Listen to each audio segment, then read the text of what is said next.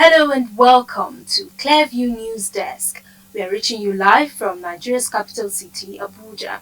I am Gloria Atta. Welcome. The Bishop of the Catholic Diocese of Sooto, Most Reverend Dr. Matthew Hassan Kuka, has mourned the passing of former President Muhammadu Buhari, urging Nigerians to look beyond his controversial tenure and remember him as a fundamentally good and patriotic man.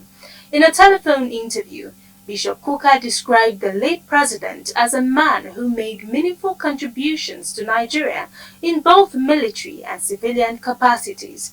He called for national reflection and compassion rather than judgment centered solely on Buhari's 8-year civilian rule. The former Secretary General of the Catholic Secretariat of Nigeria also offered prayers for the repose of Buhari's soul and comfort for his family and loved ones.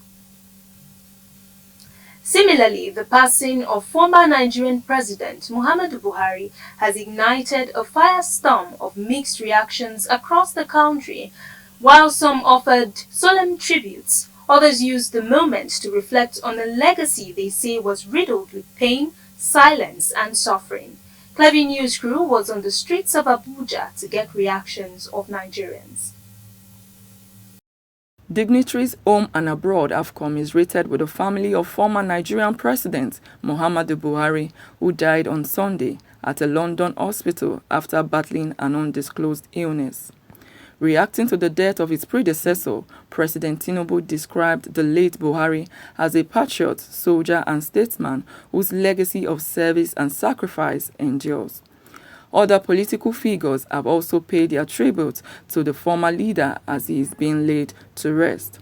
Meanwhile, some Nigerians have received the sad news with mixed feelings, as some express joy, citing the economic hardship which according to them was orchestrated by the Buhari's administration, while others prayed for the repose of his soul.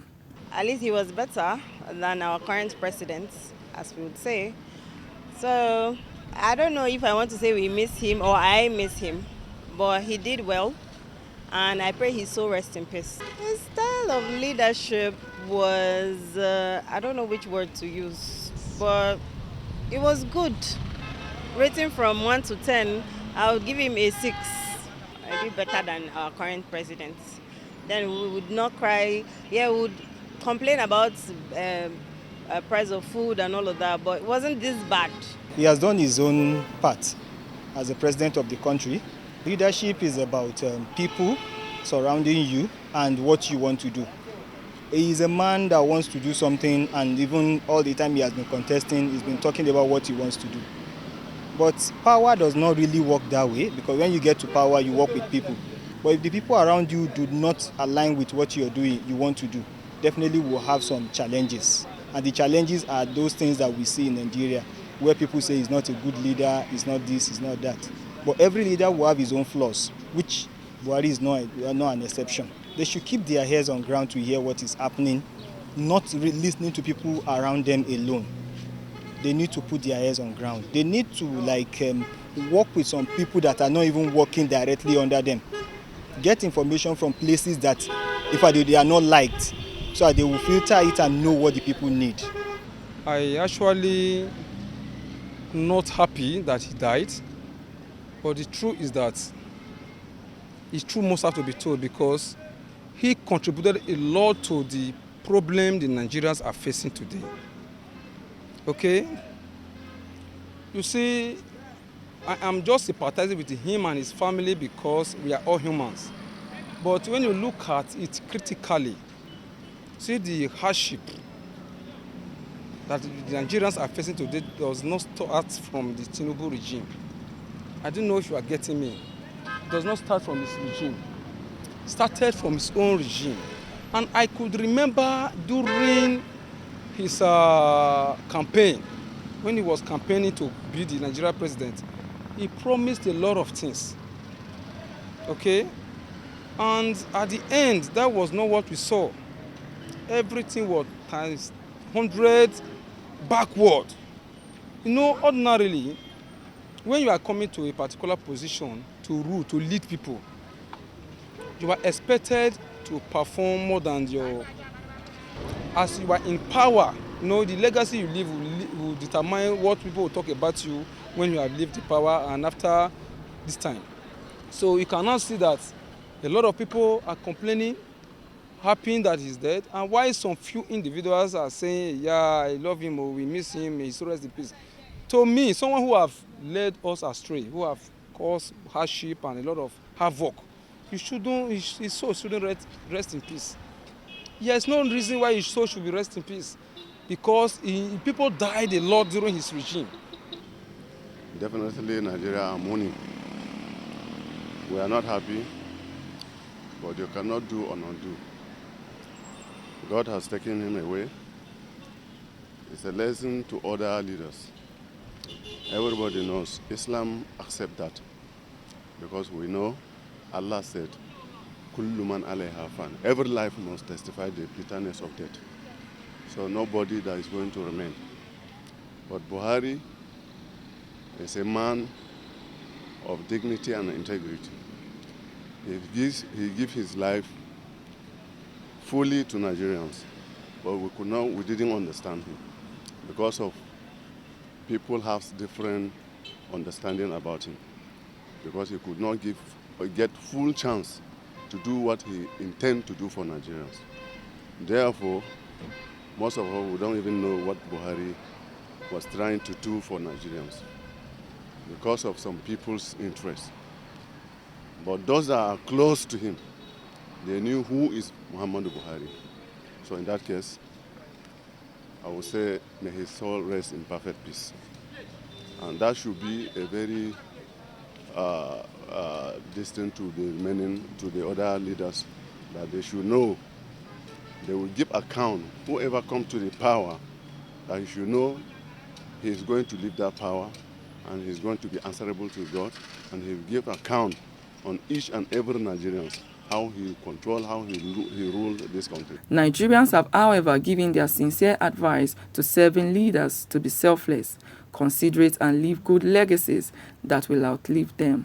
Abiola Alafe reporting for Clearview News. Today, Clearview News Desk beams its spotlight on Oba Sikiru Adetono, the Awujale of Ijebu land, who passed away at age 91 after ruling Ijebu land for 65 years, making him one of the longest reigning monarchs in Yoruba land. The demise of the Awujale of Ijebu land, Oba Adetono, was announced on Sunday, coinciding with the passing of his ally, President Muhammadu Buhari. The monarch, born on May 10, 1934, ruled Ijebu land for 65 years from April 1960 until his demise on Sunday. Oba Adetono was known for his outspoken stance on governance, national unity, and purposeful leadership, which would go on to transform Ijebu land into a beacon of peace, development, and cultural resilience. Under his reign, Ijebu land witnessed infrastructural growth, business expansion, and social harmony. As a first-class monarch with global recognition, Oba Adetono was instrumental in advocating constitutional roles for traditional rulers and was a strong voice during the military regimes and democratic transitions. In 2021, the Olabisi Onabanjo University renamed its School of Governance Studies in his honor, a testament to his commitment to leadership and education. Reacting to his demise, Ogun State Governor described the monarch as a symbol of unity, wisdom, and development, noting that under his reign, Ijebu land witnessed tremendous cultural renaissance, infrastructural growth, and economic advancement. Meanwhile, the interim National Secretary of the Action Democratic Congress, Rauf Arigbeshola, says the formation of the coalition is not for selfish interests as being speculated, but driven by a genuine intention to bring about good governance in the country. Accompanied by some of his loyalists, Rauf Arigbeshola received a rousing welcome at the Oramian House in Osogbo. Addressing members and supporters of the party, Aregbesola expressed confidence that the ADC will form the next government in Osun State in 2026 and also dislodge the APC in the 2027 presidential election. We are concerned about taking over power at the national level, but our focus now is next year's governorship election in Osun State. ADC is the party to beat in Osun, and I'm happy, very confident, that we will rejoice at the end. Our plan is to work seriously to capture the seat of governors in the state of Osun. And we are going to rule us by the special grace of God come 2026.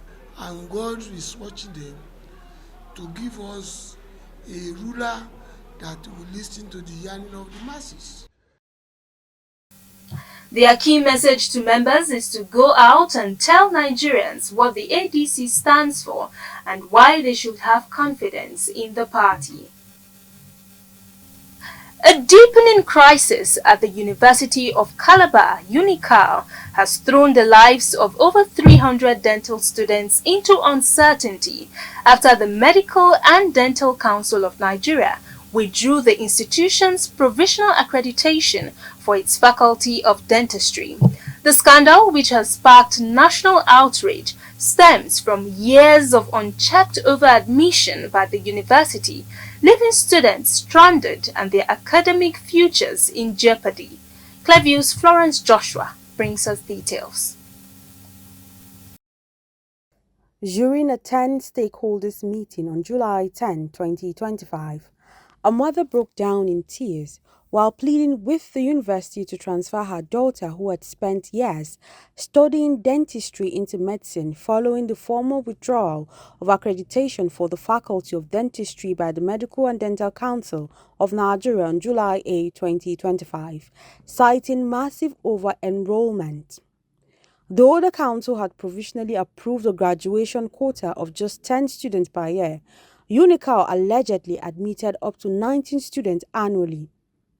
The problem reached a head when only 32 out of 60 final year students passed their exams but were unfortunately rejected by the MDCN due to its breach of its admission guidelines. 7 years ago, the University of Calabar admitted my colleagues into this fine institution in the hopes that after a certain period of time, they would graduate and practice without any issues. Fast forward to now, they are telling them that after spending 7 years in this school, that may not happen. These are my friends. I've had classes with these people. I've played with these people. I've laughed with these people. So you are trying to tell me that after 7 years, you expect them to uproot their lives after passing exam, after reading, after spending countless nights trying to make this dream work. The MDCN has since summoned the Vice-Chancellor of UNICAL, Professor Florence Banku Obi, along with the Provost and Dean of Dentistry to explain the gross violations. In the interim, students are asking for government intervention as they have invested 6 to 7 years of their lives on the program. When we came on board as an administration, we had a quota of 100 for admission. The quota was increased during our tenure to 1. The quota again, by the support of the federal government and the council, was doubled to 300 as at last year. And we as a university took up the challenge to actually go with the 300. And we are working very hard to make sure that we get the basic facilities, not just producing the number of medical doctors and dentists. No transfer to other schools. This is according to MDCN requirements. We are standing over to medicine and surgery. The student also pointed out that dentistry remains available as a course on the JAM portal, implying that more unsuspecting students could fall victims unless the university updates the platform. Meanwhile, the Nigerian Association of Dental Students, NAT, has issued a strongly worded statement condemning UNICAL's handling of the situation, describing it as inhumane while calling for urgent government intervention to secure the future of affected students.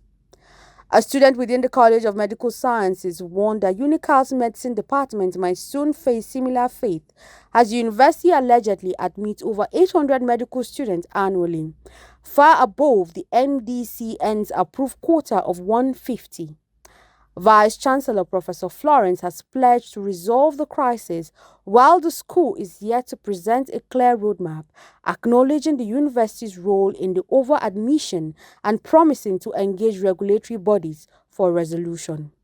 Florence Joshua reporting for Clearview News Desk.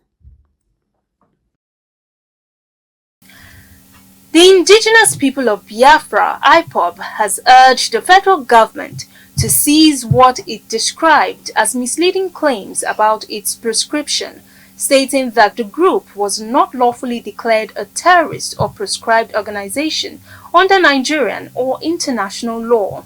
In a statement issued by its Directorate of Legal Affairs and made available by spokesperson Ima Powerful, IPOB maintained that the 2017 ex-parte order obtained by the government. IPOB cautioned individuals, groups, and media outlets against publicly referring to it as a terrorist organization without a valid court ruling, warning that such actions may prompt legal redress under applicable defamation and constitutional rights laws. The group emphasized that its position has always been that no competent court has made a final post-trial judgment prescribing it as a terrorist group, and it continues to challenge the legal basis of the ex-parte order in court, including at the Supreme Court. And that's the news.